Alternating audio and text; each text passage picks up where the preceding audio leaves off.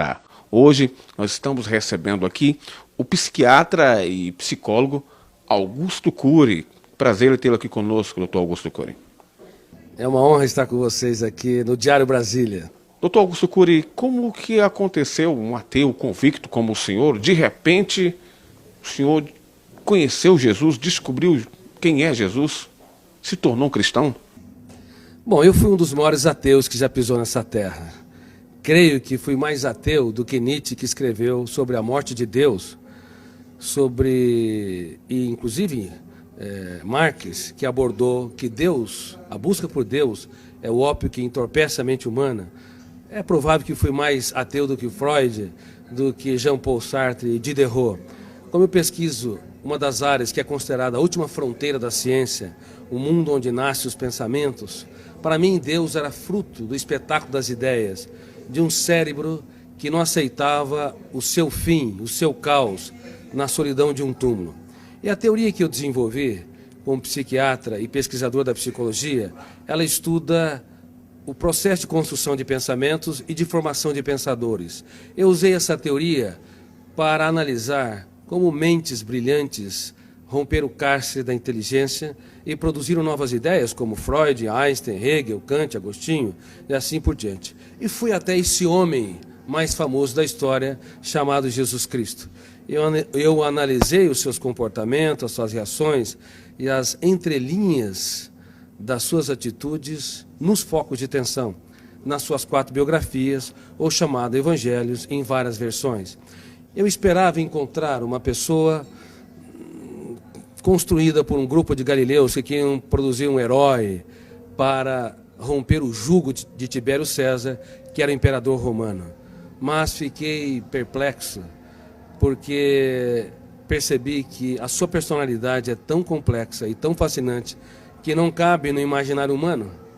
Para você ter uma ideia, no exato momento em que ele foi negado por Pedro, ele olhou para o mais forte dos discípulos, e embora sendo golpeado pelas palavras que bradavam, eu não o conheço, eu nunca andei com esse Galileu, ele não faz parte da história, ele cativou com a sua retina e gritou sem dizer palavras. Na Fortaleza Antônia, ele quis dizer: eu te compreendo, eu te compreendo. Com seu olhar, ele economizou palavras, mas fez um discurso mais brilhante que o mais poético de todos os discursos. E quantas vezes você, pai, mãe, você, professor ou executivo, está diante de uma pessoa que falha, erra, e ao invés de simplesmente olhar e lhe dizer sem palavras: eu te compreendo, e nós julgamos, excluímos. Através de analisar o comportamento de Cristo nesse sentido, eu percebi que a sua inteligência, sua capacidade criativa e a capacidade de ser gestor da sua mente e protetor da sua emoção não tem precedente histórico. Assim, eu deixei de ser um ateu, um dos grandes ateus da história, e percebi que a procura por Deus não é um ato de pequenez intelectual, mas um ato inteligentíssimo da mente humana. Mas quando o senhor pesquisou sobre Jesus Cristo, homem, o que o senhor esperava encontrar?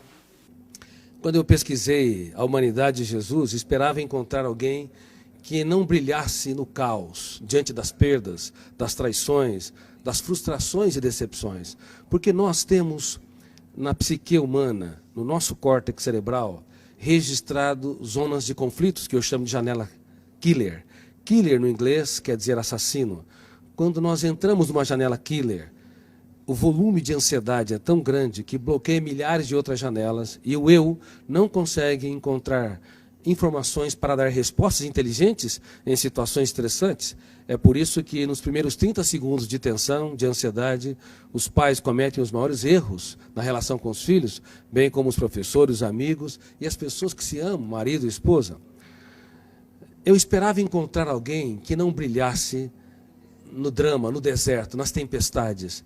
Mas é impressionante, quando o mundo desabava sobre o homem Jesus, ele, ao invés de ser preso pelas janelas killers, ele abria as janelas da sua mente, olhava para a tempestade e via nela a chuva, uma oportunidade solene para cultivar.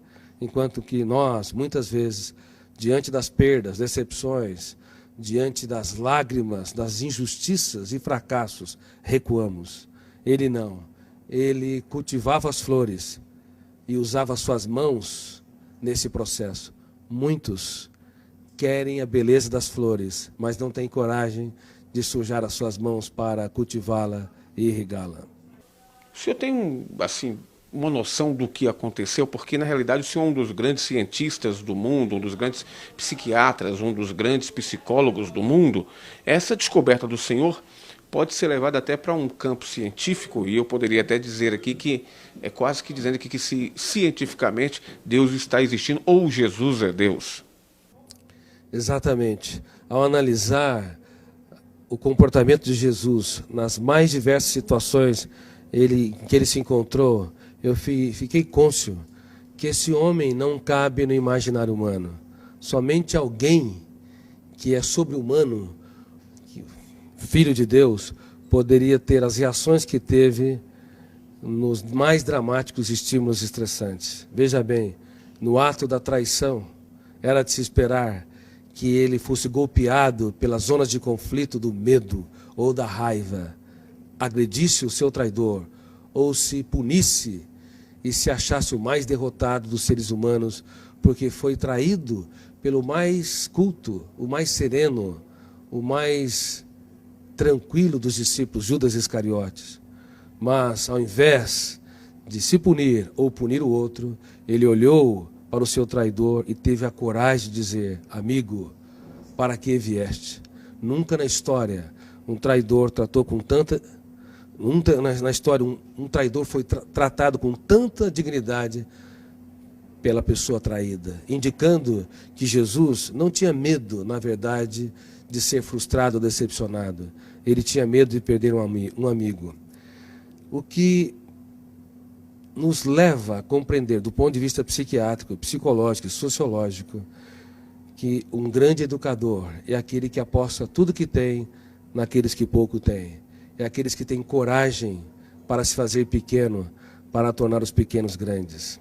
E como eu digo no meu livro, Mentes Brilhantes, Mentes Treinadas, não é possível ter uma mente brilhante se nós não treinarmos a nossa criatividade, as habilidades da nossa psique, como a solidariedade, a capacidade de se colocar no lugar dos outros, a capacidade de investir naqueles que nos frustram, a capacidade de transformar as perdas numa oportunidade excelente para os melhores ganhos e de usar as nossas lágrimas para desenvolver sabedoria.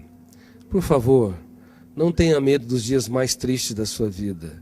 Você pode escrever os capítulos mais importantes da sua história quando o mundo desaba sobre si.